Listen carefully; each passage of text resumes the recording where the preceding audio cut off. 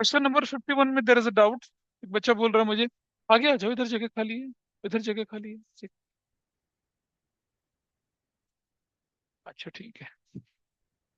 Investments costing 24,000 were sold during the year for 25,500। यानी investment कितने में बेच दी? 25,500 में, 1,500 रुपए के प्रॉफिट पे बांटी। इन्वेस्टमेंट की वैल्यू कितनी दिख रही है आपके क्वेश्चन में? देखिए, ये रही इन्वेस्टमेंट, ये रही, ये वाली इन्वेस्टमेंट। इसको नहीं लेके चलते, ये तो कैश इक्विवेलेंट में चली जाती है। तो आप इन्वेस्टमेंट अकाउंट बना लीजिए 150 और 180। ठीक है, क्रेडिट साइड में बैंक लिखिए 25,500, डेबिट साइड में लिख लीजिए स्टेटमेंट ऑफ प्रॉफिट लॉस करके गेन। तो डिफरेंस क्या होगा? परचेज या सेल होगा। हो गया। इसे कर सकते हैं। किया किसी ने? ठीक था। अच्छा। और अगर ठीक था तो इफ यू हैव सॉल्यूशन, उसकी फोटो खींच के ग्रुप पे डाल देना, तो एवरीबडी कैन सी दैट। और उसके बाद प्रोविजन फॉर टैक्स में कोई दिक्कत नहीं है। हमारा provision for tax during the 27,000 था। और टैक्स अकाउंट में हमारा कहाँ दिख रहा है टैक्स? इज ये टैक्स ओपनिंग और क्लोजिंग करके टैक्स अकाउंट बनेगा, तो टैक्स पेड निकल आएगा। वो भी चल पड़ा। फिर हमारे पास क्वेश्चन आया, during their part of fix assets costing 30,000 sold for 36,000, profit included. ये तो नॉर्मल सी चीज है। आपको एक मशीनरी अकाउंट बनाना पड़ेगा। आपके पास यहाँ मशीनरी अकाउंट की इन्फॉर्मेशन दे रखी होगी, ये वाली ओपनिंग क्लोजिंग फिगर रखी। क्रेडिट साइड में चले गए, क्या लिखा? बैंक लिखा कितना? 36,000। डेबिट साइड में लिखा गेन। और डिप्रिसिएशन है क्वेश्चन में कहीं पर? कहाँ है? नहीं है। तो या तो परचेज निकल आएगी या डिप्रिसिएशन निकल आएगा। वैसा हो जाएगा क्वेश्चन, है ना? यहाँ जो बीच में, इधर आ जाओ, आगे आ जाओ। वैसे होगा। इंटरम डिविडेंड तो आप जानते हैं, प्लस और माइनस करना होता है, तो कोई इशू नहीं है उस चीज का। तो दिस क्वेश्चन खींच के डाल दो ना क्लास ग्रुप पे। उस सोल्यूशन की फोटो डाल देना क्लास ग्रुप पे। तो I just want to take today the question जहां पर हमारे पास प्रोविजन फॉर डेप्रिसिएशन भी हो। कौन सा क्वेश्चन है प्रोविजन फॉर डेप्रिसिएशन वाला?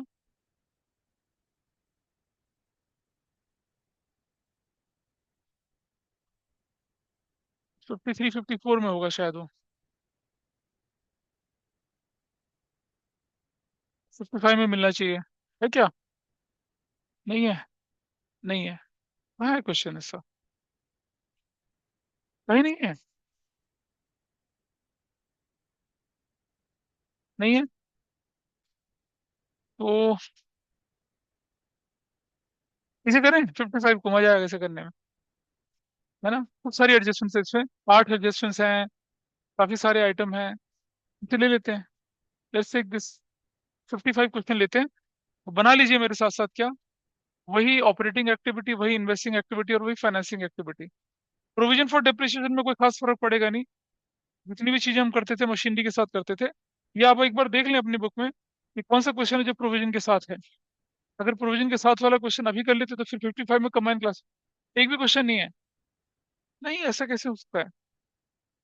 एक्सरसाइज में कोई क्वेश्चन प्रोविजन के साथ है ही नहीं।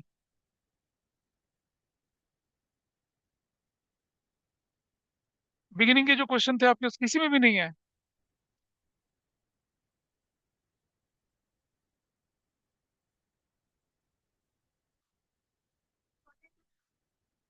42 तो किया था ना हमने सॉल्व।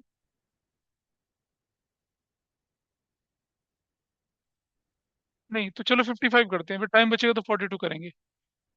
आओ फटाफट से 55 क्वेश्चन उठा लीजिए। ये लीजिए, बनाइए फटाफट से फॉर्मेट जैसे आप बनाते थे मेरे साथ साथ। क्वेश्चन 55 को हम लोग सॉल्व करेंगे अभी। बड़ा क्वेश्चन है, लोगों को लगता है पता नहीं क्या क्या हो गया इसके अंदर। कैसे करते हैं? सॉल्व हो गया ना? फोटो डाल दी। ठीक। क्वेश्चन नंबर 55 उठा लीजिए। मेरे साथ साथ फॉर्मेट बनाएंगे, इस क्वेश्चन को सॉल्व करना शुरू करते हैं। क्वेश्चन नंबर 55 आपके सामने मैं लेके चल रहा हूँ। पूरा स्ट्रक्चर मैं बना चुका हूँ। आप देख पा रहे होंगे इधर। ऑपरेटिंग का स्ट्रक्चर बना दिया, वर्किंग मोड में जाना है। ये add non cash non operating payment, non non cash non operating receipt, operating profit before working capital changes. ये इधर आगे decrease in current assets, increase in current liability, increase in current assets, decrease in current liability. और cash generated from operation में tax, investing activity, financing activities. और क्या हो गया? हाँ, आगे बहादुर लोग। और अब हम करते हैं वो 1 नंबर वाली एक्सरसाइज, है ना? तो क्वेश्चन देखिए आपके पास। ये 55 क्वेश्चन है आपके पास। ये कोई और है अच्छा। ये क्वेश्चन 55 है आपके पास। दरवाजा बंद करके आना। इसमें से आप ढूंढ लीजिए पहले कि आपके काम की चीज कौन सी है। एक नंबर के लिए क्या हो, एक नंबर के लिए? हाँ, ये वाली value. Will will consider this, will consider this. तो जरा ओपनिंग वैल्यू देखिए कितनी है, 50 और 20। क्लोजिंग है 90 और 80। तो चलो इसको करते हैं पहले। यहाँ लिखेंगे current investments. Current investments. Current investments और cash and cash equivalent. Cash and cash equivalents. तो करंट इन्वेस्टमेंट्स की वैल्यू हमारे पास है 50 और 20। 50,000 और 20,000 ऐसे करके, ठीक है। और इसको हम यहाँ एक लाइन से डिफ्रेंशिएट कर देते हैं ऐसे। Differentiate with the line. ये वैल्यू जो मैंने यहाँ लिखी है ना, ये यहाँ नहीं लिखेंगे, हम इसको अंदर वाले कॉलम में लिखेंगे, यहाँ डैश करके। 50,000 यहाँ और 20,000 यहाँ। सो दैट टोटल इज 70,000 यहाँ। यहाँ लिखते हैं क्या? Closing. Closing.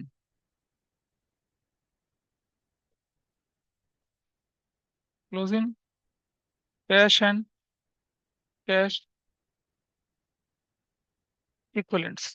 Closing cash and cash equivalents. यहाँ लिखते हैं क्या? Current investments. What is the value of current investments? ये हम लिखते हैं 90,000। हमारे क्वेश्चन में गिवन है 90,000। ये वाली वैल्यू उठाई हमने, ये 90,000। और फिर 80,000।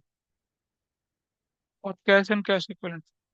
Cash and cash equivalents 80,000। Underline कर लें डबल लाइन से इसको ऐसे लास्ट तक। ये और डबल लाइन यहाँ आ जाएगी। सो माई वैल्यू इज कितना? 1,70,000। तो मुझे बताइए, नीचे 170, ऊपर 70, तो डिफरेंस कितना होना चाहिए? कितना होना चाहिए? 1 लाख। पॉजिटिव या नेगेटिव? पॉजिटिव होगा तो क्या बोलेंगे उसको? क्या बोलेंगे इसको इस जगह पे? नेट क्या? इंक्रीज। Net increase. एक नंबर पक्का। मतलब आपने क्लोज कर दिया सक्सेसफुली। ये क्लोज करना बड़ी परेशानी लोगों के लिए होती है, लेकिन आपने आराम से इसे कर लिया। ठीक है जी। अब हम क्या करेंगे, इसे नोट कर लें सब लोग। अब हम क्वेश्चन उठाते हैं नीचे से, और उसको एडजस्टमेंट से करना शुरू करते हैं। मतलब ऊपर से नहीं करना क्वेश्चन को, एडजस्टमेंट से यहाँ से उठाते हैं सबसे पहले। ये रहा। Propose dividend. इक्विटी और प्रेफरेंस पे तो नील है भाई, इक्विटी पे तो प्रपोज डिविडेंड नील है, खत्म हो गया, चलो। प्रेफरेंस डिविडेंड कितना है?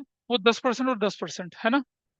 तो जो 31 मार्च की वैल्यू होगी उस पर 10%, और जो 31 मार्च 25 की वैल्यू होगी उस पर 10%। Preference shares were redeem on 31 दिसंबर 2024। ये भी लाइन लिखी हुई देखो, इससे रिलेटेड लाइन है ये। प्रेफरेंस से रिलेटेड ये लाइन पे हमें ध्यान देनी है। ये भी हमें ध्यान देना है। और इंटरिम का भी हमें हिसाब करना है, और फ्रेश इक्विटी का भी ध्यान रखना है। इन चीजों का ध्यान रखना है हमें। ठीक है। चलो देखते हैं क्या क्या लिखा है। अ, जब ले रहे हैं तो सभी को ले लेते हैं, फिर एडजस्टमेंट से रिलेटेड है, उठा लो पहले। यहाँ से उठाते हैं। 3 से 5 लाख क्या हो गया? Equity share.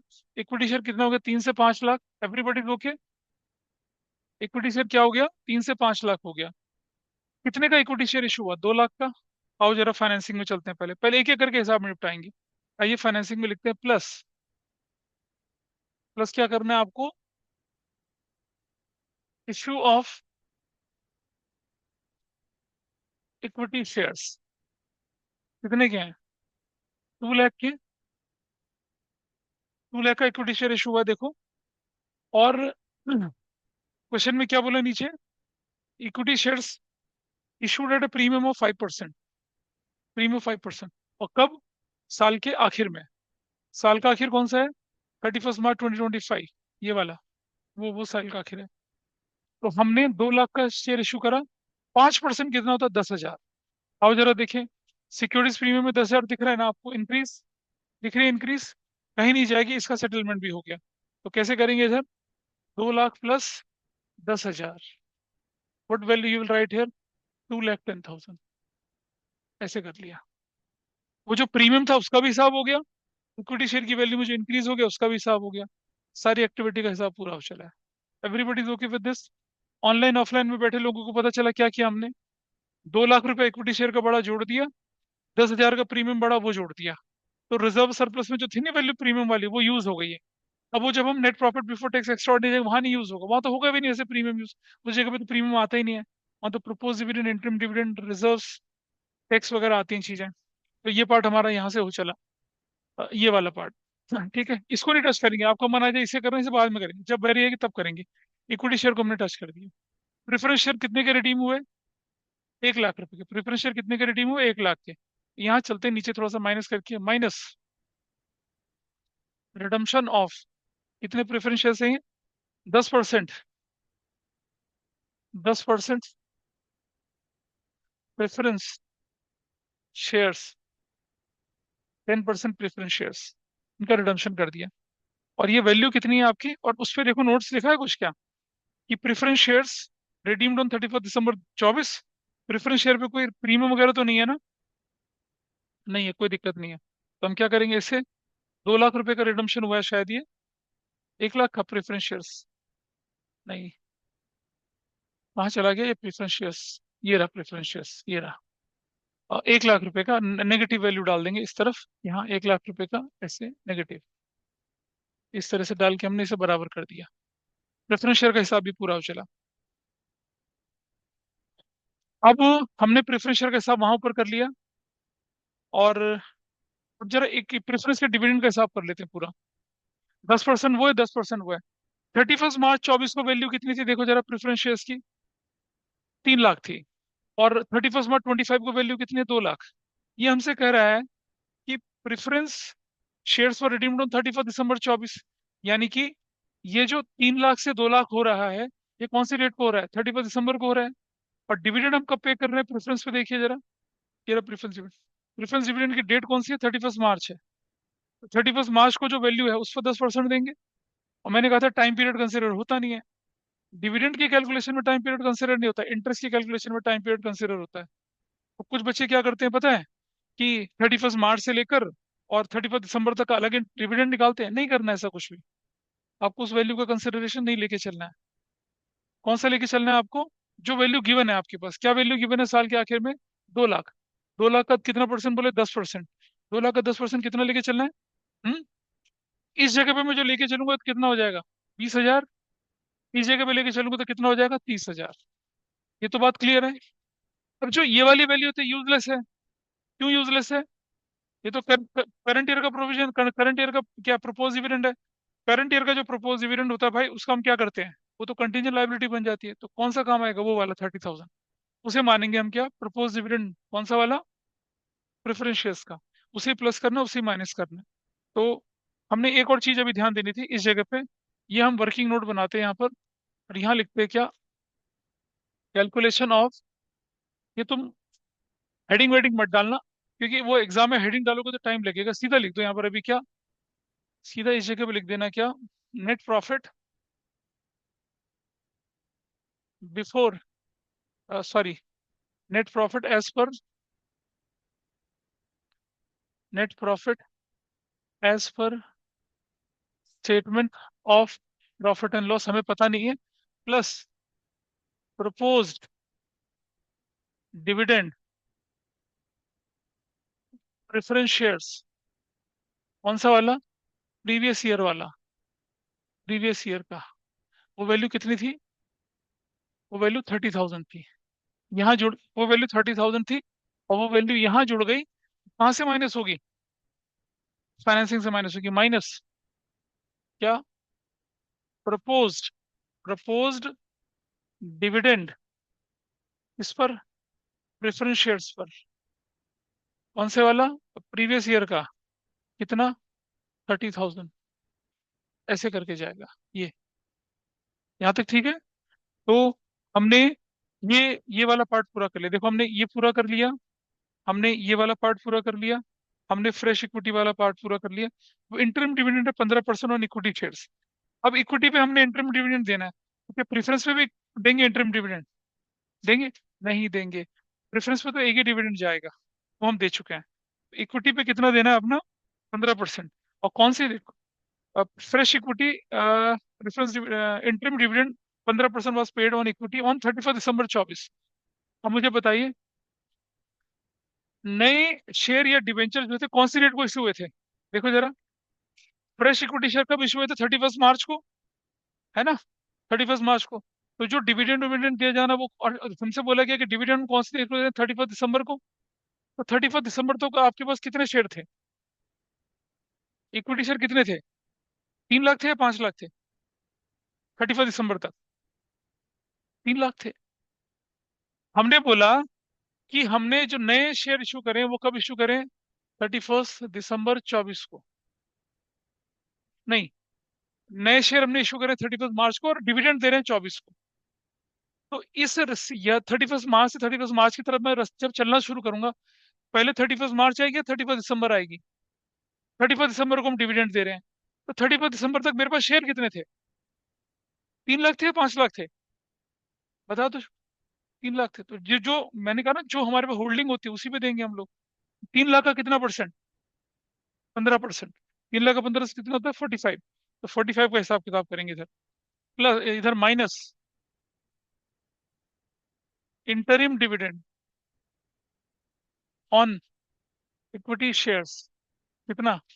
3 लाख का 15%, तो कितना हो जाएगा ये? 45,000। ऐसे ब्रैकेट में कर दिया, और ऊपर यहाँ plus interim dividend, interim dividend on equity shares. कितने का होगा ये? 45,000 का। इस तरह से चला गया काम पूरा। This is how you have done it. दो जगह चला गया।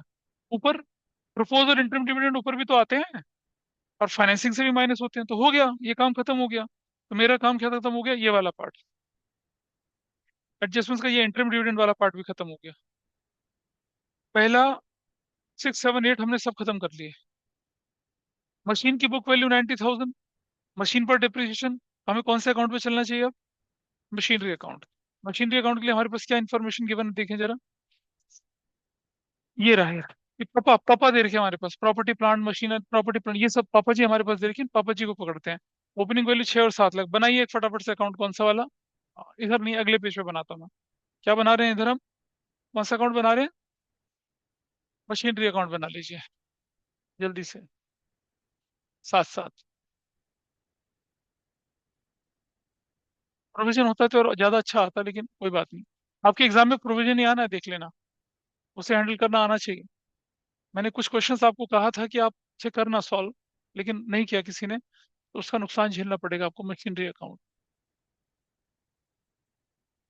Machinery account, debit particulars rupees, particulars rupees, और क्रेडिट। बताइए वैल्यू क्या है?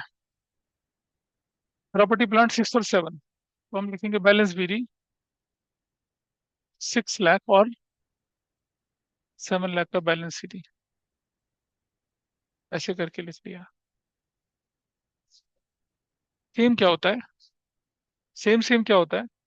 अच्छा सेल, रुक जा, यहाँ देखें इधर, एडजस्टमेंट्स पे चले आए। पहले मशीन की सेल करो, उससे पहले डिप्रिसिएशन लगा लो। कितने का डिप्रिसिएशन है? 60,000 का। 60,000 का डिप्रिसिएशन। यहाँ statement of profit and loss बोलकर डिप्रिसिएशन चार्ज किस पर? कौन सी मशीन पर? फुल मशीन पर है, फुल मशीन पे। कितने का? 60,000 का। फिर आपने बैंक बोलकर सेल कर दिया। अच्छा, पता है कुछ बच्चे क्या गलती करते हैं? इसमें लिखा book value 90, sold for 50। Book value बता, डिप्रिसिएशन के माइनस के बाद की वैल्यू है, तो डिप्रिसिएशन की जरूरत नहीं है। 90 को बेटा 50 में, तो लॉस कितने का हो गया? 40 का। ये तो बड़ा क्लियर है, अलग से लिखने की जरूरत नहीं है। तो हमने क्या कर दिया इसे, सेल कितने में करी है? 50 में, 40 में? 50,000 में सेल करी है। और यहाँ statement of profit and loss बोलकर लॉस, लॉस कितने का था? 40,000 का। और कुछ है नहीं, पूरा कर लीजिए। 0, 0, 0, 0, 6, 5, 11, 15, 5, 850। This is what, 850। ऐसे करके, और क्या लिखेंगे यहाँ पर हम लोग? Bank purchase balancing figure. नहीं आ रहा? 2,50,000 इज बैलेंसिंग फिगर। तो आप सब जानते हैं क्या यूज होना है आपका। ये बेकार है, ये बेकार है। ये कहाँ जाएगा? ऑपरेटिंग में प्लस, है ना? ऑपरेटिंग में प्लस देख पा रहे हैं? ये कहाँ जाएगा? इन्वेस्टिंग में प्लस। ये कहाँ जाएगा? ऑपरेटिंग में, अबे ऑपरेटिंग भाई लॉस है। ये कहाँ जाएगा? इन्वेस्टिंग में माइनस। डाल देते हैं चलो हाँ, पहले ऑपरेटिंग में चले जाएं यहाँ, इस तरफ, इस तरफ, इस तरफ, plus depreciation on machinery. Depreciation on machinery कितने का? 60,000 का। ऐसे डाल दिया। Plus loss on sale of machinery कितने का? 50,000 का, 40,000 का? 40 का लॉस, 40 का लॉस, 40 का लॉस। दो यहाँ चले गए, दोनों आइटम यहाँ चले गए और इन्वेस्टिंग के अंदर चले गए। Plus sale of machinery, sale of machinery कितने की है? 50,000, इधर नहीं, इस तरफ 50,000। और माइनस परचेज ऑफ मशीनरी, वो वैल्यू कितने की है? 2,50,000 की। Put that in bracket. Bracket में डालने से आपको आसानी हो जाएगी। अब हम मशीनरी का ट्रीटमेंट भी आराम से हो गया। देख रहे हैं? लिख लिया। चार जगह जाना था, मालूम है चार जगह कहाँ जाते हैं? मैंने कहा ना कि 5 क्वेश्चन प्रैक्टिस करेंगे ढंग से, एवरीथिंग इज सॉर्टेड। ये दोनों खत्म हो गए, ये दोनों। ऊपर चले जरा, ऊपर से हमने क्या इसके पार्ट निपटा दिया? हमने ये वाला पार्ट निपटा दिया, ये वाला पार्ट। ठीक है? अभी अभी लालच नहीं करना, फिर से एडजस्टमेंट में चलते हैं। कोई बोले चलो इसे भी निपटा लेते हैं, गड़बड़ हो जाएगी, नहीं करना ऐसा कुछ। दोबारा नीचे चले। आ जाओ भाई। डिबेंचर वर इशू, डिबेंचर कह रहा है, डिबेंचर को पकड़ते हैं। डिबेंचर इशूड ऑन 1 अप्रैल, साल के शुरू में, तो इंटरेस्ट कौन सा? क्लोजिंग वैल्यू पे। क्लियर है? डिबेंचर का जो इंटरेस्ट होता है उसे इम्प्लाइड एडजस्टमेंट बोलते हैं। डिबेंचर की वैल्यू पढ़िए कितनी है? ये रहा 10% डिबेंचर। 2 से 3 लाख हो गया। 2 से 3 लाख मतलब इशू कर लिया। और क्योंकि डिबेंचर साल के शुरू में इशू हुए थे, तो 3 लाख पे इंटरेस्ट लगना है। 3 लाख पे इंटरेस्ट कितना बनता है? 10%। कैसे हैंडल करते हैं चलिए।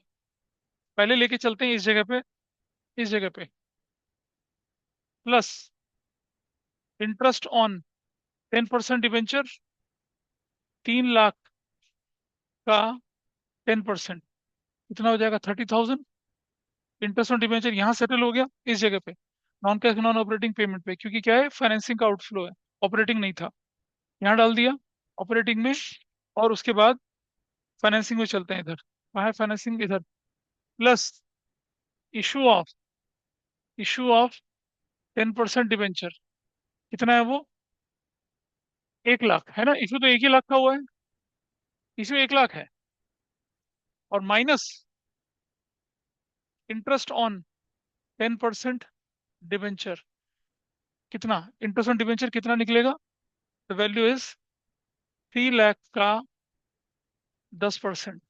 ऐसे कितना वैल्यू निकलेगी? -30,000। ऐसे ब्रैकेट में कर दिया। यहाँ तक ठीक है जी? डाउट है? सुनी निगाहों से देख रही हो? ओह वाह, दैट्स गुड। ये हमने कर लिया, ये इंटरेस्ट वाला पार्ट। ठीक है? और इंटरेस्ट के साथ इम्प्लॉयड एडजस्टमेंट बोलते हैं इसको, ये भी कर लिया। और ये हमने ये भी पार्ट कर लिया पूरा। अब इन्वेस्टमेंट बचा हुआ है। इन्वेस्टमेंट कब खरीदा था? 31 मार्च को, है ना?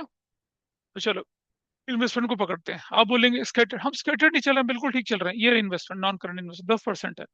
कब कब कब आपने खरीदे थे ये? 31 मार्च कौन सा? 25। तो इंटरेस्ट कौन से लगेगा? ओपनिंग वैल्यू पे। What is opening value? ये रही ओपनिंग वैल्यू, इस पर लगना है इंटरेस्ट। अगर वो बोलते साल के शुरू में, तो क्लोजिंग पे। क्लोजिंग पे तो कब लगेगा? ओपनिंग पे। आपके क्वेश्चन में क्या लिखा हुआ है कि इन्वेस्टमेंट कब खरीदे गए? ये देखिए लिखा है इन्वेस्टमेंट, इन्वेस्टमेंट और परचेज ऑन साल के आखिर में। इंटरेस्ट कितने पे लगेगा? ओपनिंग पे। और इंटरेस्ट ऑन इन्वेस्टमेंट का क्या काम करना है वो देख लेते हैं पहले। पहले इन्वेस्टमेंट को खरीद लेते हैं। इन्वेस्टिंग एक्टिविटी पे जाइए यहाँ। प्लस नहीं, माइनस। माइनस क्या करना है? माइनस करिए पहले। माइनस नॉन, ये सुनो देख लो भाई, नॉन करंट इन्वेस्टमेंट्स कितने के? नॉन करंट इन्वेस्टमेंट कितने के? देखो जरा, नॉन करंट इन्वेस्टमेंट कितने के? हाँ, 1 लाख के। आउटफ्लो हो गया 1 लाख का, ऐसे ऐसे कर लिया। और उस पर इंटरेस्ट कितना बनेगा, 10%। तो उसको हम क्या करेंगे, plus plus interest on 10% investment, ये इम्प्लाइड एडजस्टमेंट है। 10% इन्वेस्टमेंट कितना, हाँ, 1 लाख का 10%, जो कि कितना हो जाएगा,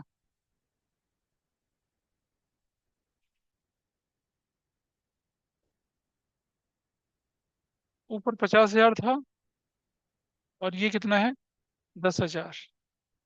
इसे यहाँ जुड़ना है, इंटरेस्ट ऑन इन्वेस्टमेंट यहाँ जुड़ेगा। कहाँ जाके ऊपर जाएंगे जब, इस जगह पे, इस जगह पे, यहाँ माइनस इंटरेस्ट ऑन 10% इन्वेस्टमेंट्स, कितना, 1 लाख का 10%, जो कि कितना हो जाएगा, 10,000। पुट दैट इन ब्रैकेट ऐसे। भाई हम इसको यहाँ क्यों माइनस कर रहे हैं, क्योंकि मेरे प्रॉफिट को क्या कर गया होगा ये, it has increase my profit. मेरे प्रॉफिट को बढ़ा गया था ना ये, तो मैंने प्रॉफिट से माइनस किया इसको, ऐसे प्रॉफिट से माइनस कर दिया, कर दिया। और कहाँ जोड़ा, इन्वेस्टिंग में जाके जोड़ा, क्योंकि इन्वेस्टिंग का आइटम तो वहां जुड़ेगा, यहाँ से तो माइनस हो जाएगा। क्लियर है यहाँ तक, दोनों चीज हो गई, इन्वेस्टमेंट भी चला गया, उसका एडजस्टमेंट भी। इन्हें कहते हैं इम्प्लाइड एडजस्टमेंट्स। तो ये हमने कर लिया पूरा, पूरी एडजस्टमेंट्स खत्म हो चुकी है मेरी। अब हम बिल्कुल फ्री हैं, फ्री सोल है हम लोग। और हम लोग सोल जाएंगे, नहीं जाएंगे सोल तो, इधर देखते हैं। क्या हमने शेयर कैपिटल कर दिया था, बिंगो कर दिया था, कर चुके हैं हम उसको। रिजर्व सरप्लस पे चलते हैं।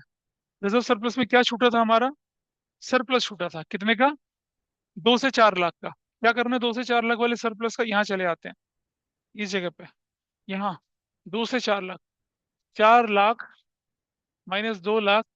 What was my profit during the current year, 2 lakh is my profit during the current year. ये भी हो गया। सरप्लस का मतलब स्टेटमेंट ऑफ प्रॉफिट लॉस का बैलेंस। तो हमने ये पार्ट भी कर लिया। तो वी हैव डन दिस। अब चलो फिर दोबारा से नोट्स पे चलते हैं ऊपर, यहाँ रिजर्व सरप्लस हो चुका है। करंट लायबिलिटी, ट्रेड पेबल का क्या करना है, बढ़ गया। ट्रेड पेबल माइनस कैसे यार, करंट लायबिलिटी बढ़ना प्लस करते हैं। लायबिलिटी के साथ सीधा रिलेशन, एसेट्स के साथ उल्टा रिलेशन। तो क्या करेंगे बताइए, what we have to do here. हाँ, कहाँ चलेंगे, ऑपरेटिंग वाले पार्ट पे चलेंगे, इस जगह पे, plus trade payables, trade payables, what is the value, 80,000 लिखेंगे यहाँ पर, प्लस करके छोड़ देंगे। We have done this part. चलो इधर चलते हैं, सब हो चुका है। करंट इन्वेंट्रीज बचा है, इन्वेंट्रीज कितने का, 1 लाख से बढ़कर 2 लाख हो गया। इन्वेंट्री का बढ़ना, माइनस इन्वेंट्रीज कितना, 1 lakh, put that in bracket. आराम से सारी फिगर कैटर हो रही हैं। ट्रेड रिसीवल की वैल्यू क्या हो गई है, ओह ट्रेड रिसीवल में नोट है, 3 नंबर पे चलते हैं, नोट पे।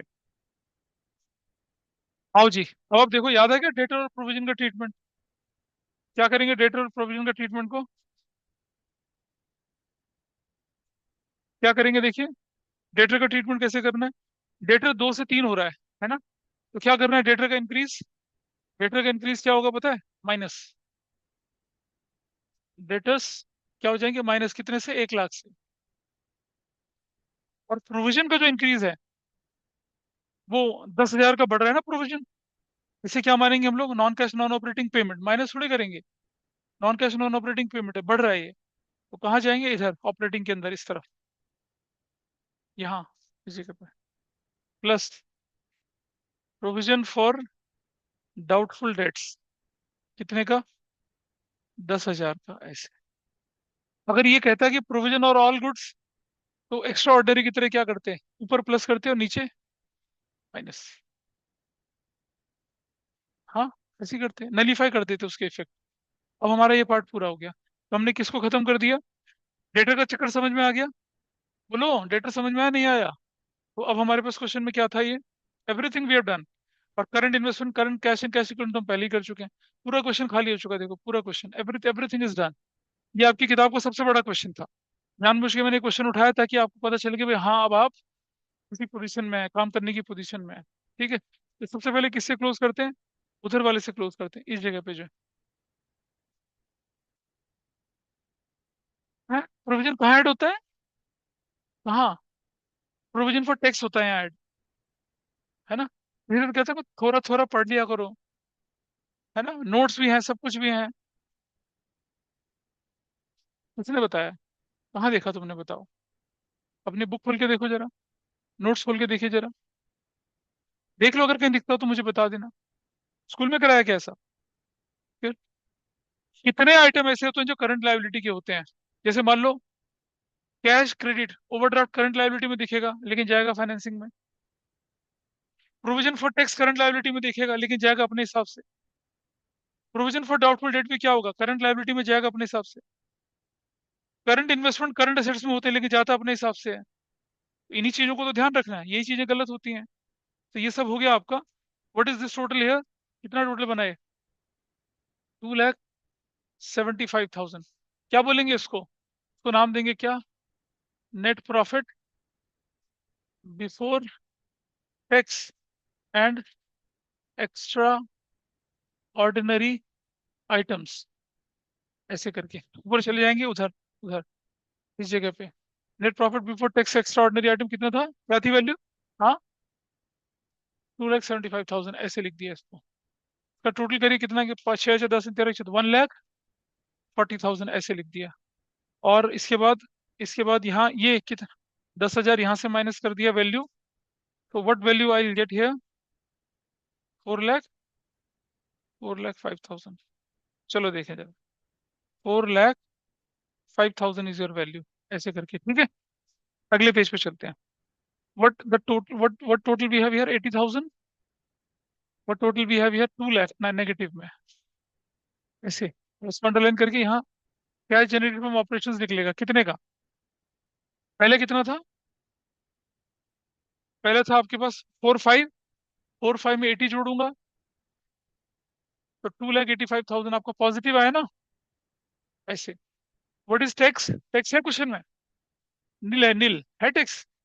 नील, नील कर दिया। ठीक है, तो क्या वैल्यू निकल कर आई? हाँ, नहीं नहीं, अब हम लिखेंगे क्या? यहाँ अब कुछ नहीं करना, हमें लिखना है क्या? Net, net cash flow from, इससे ऑपरेटिंग, ऑपरेटिंग एक्टिविटीज से। ऐसे निकला। कितने का निकला ये डबल लाइन, ये लाइन करके डबल डबल लाइन बना के इसको आउटर कॉलम में डाल दीजिए। क्या वैल्यू निकली? 2,85,000 आउटर कॉलम में चला गया। ऐसे ऐसे चला गया। ठीक है, क्या आंसर है इसका? मिलता है कुछ, देखें जरा। 285 इज करेक्ट आंसर। इसका टोटल करो भाई, कितना आता है इन्वेस्टिंग का? लाइन लगा देते हैं यहाँ पर नीचे। कोई बात नहीं, एक बार देखना तो मुझे करने दो। ये किसी का बुढ़ापा परेशान होगा, देख लेना तुम। इधर कितना वैल्यू बनी? 2 लाख, 290 ब्रैकेट में कर देते हैं, तो क्या बोलेंगे इसको? 290, 290 ब्रैकेट में कर देते हैं ऐसे ऐसे। क्या बोलेंगे? Cash, cash used in, used in investing activities. ऐसे करके हो गया 290। अगले भी चले, चले। लिखे, लिख लिया? लिखा? नहीं लिख रहे तुम? आइए देखते हैं इस तरफ। इनका टोटल बताइए कितना आया। हाँ, ये लाइन डाल दी ऐसे। टोटल कितना है, पॉजिटिव है नेगेटिव?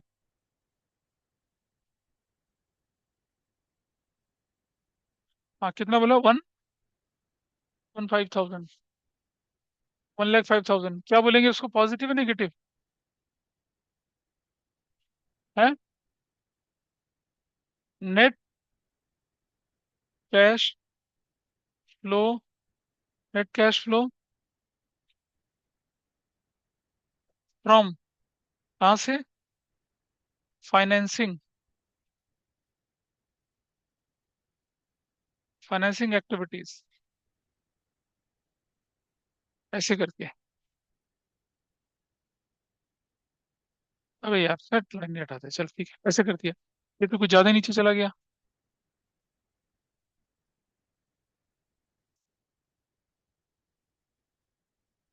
हाँ ठीक है, हो गया। करेक्ट हो गया ना ये वाला पार्ट। तो ये लाइन हमें यहाँ डालनी चाहिए थी असल में, ये दिस इज डन, ये हमारा पार्ट खत्म हो गया। और अब आप देखिए जरा यहाँ पर, पहले तो इनका टोटल मिलाते हैं, ठीक आ रहा है नहीं आ रहा। 1,02,90 भी ठीक है, ये भी ठीक है, ठीक। और उसके बाद वो 15 था, और ये 280, ये तो 5,000 तो यहाँ से बच गया। 5,000 नेगेटिव का यहाँ से बचा, और 5,000 का नेगेटिव वहां से, और 1,05,000 वहां से, तो आपकी वैल्यू हो गया। आपने तो कर रखा है क्वेश्चन, इजी बिंदु। लेकिन अगर आप पहले क्वेश्चन से करना शुरू करेंगे ना, तो फिर भटकने के चांसेस बहुत ज्यादा हो जाते हैं। एडजस्टमेंट्स उठाइए, उनको सेटल करिए पहले। आपके पास पूरा ग्राउंड रेडी होता है, मालूम है ना कि एडजस्टमेंट का कौन सा पार्ट कहाँ डालना है, आपको मालूम है आराम से। आप वहां डालिए और आपका काम खत्म। तो दिस इज हाउ कंप्लीट आपकी किताब का सबसे बड़ा क्वेश्चन सक्सेसफुली पूरा हुआ। किया? कोई डाउट किसी का हो तो बताइए, मैं इसको दोबारा से चला देता हूँ पहली लाइन से। अब आप देखिए क्वेश्चन इस तरह से शेप में आएगा, ये आपकी ऑपरेटिंग एक्टिविटीयां सारी, आपकी इन्वेस्टिंग एक्टिविटी सारी आएंगी, पेज की कोई कमी आपके पास नहीं है, फाइनेंसिंग एक्टिविटी सारी आएंगी, कैश एंड कैश इक्विवेलेंट आप सबसे पहले कर लेते हो, है ना। और आंसर में भी, मार्किंग सी में भी यही होता है कि अगर कोई दिखा ना बिल्कुल कैश एंड कैश इक्विवेलेंट, देखो 4 आइटम नंबर दे रखे हैं ना, इस पे मार्क मिलेगा, उस पे मिलेगा, उस पे मिलेगा, उस पे मिलेगा, ऐसे नंबर मिलेंगे आपको, एंड यू गेट इट। तो हो गया आपका क्वेश्चन ये पूरा, ये पार्ट पूरा। और ये आपका था वर्किंग नोट, ये आपका machinery account. Now I just want कि कोई क्वेश्चन आपको दिख जाए जिसमें आप प्रोविजन कर रखा हो करने के लिए, या आपने कोई क्वेश्चन और करा हो तो बताइए, उस पर कोई डाउट किसी का निकला हो तो बताइए मुझे। Anybody is having any doubt? जो लोग ऑनलाइन बैठे हैं, कोई बताइए मुझे। इसको वाइंड अप करते हैं, सैटरडे को मिलेंगे दोबारा से, और इसका बचा कुचा पोर्शन आप लोग निपटाएंगे। तब तक प्रैक्टिस करिए, जितने क्वेश्चन प्रैक्टिस कर सकते हैं आप करिए।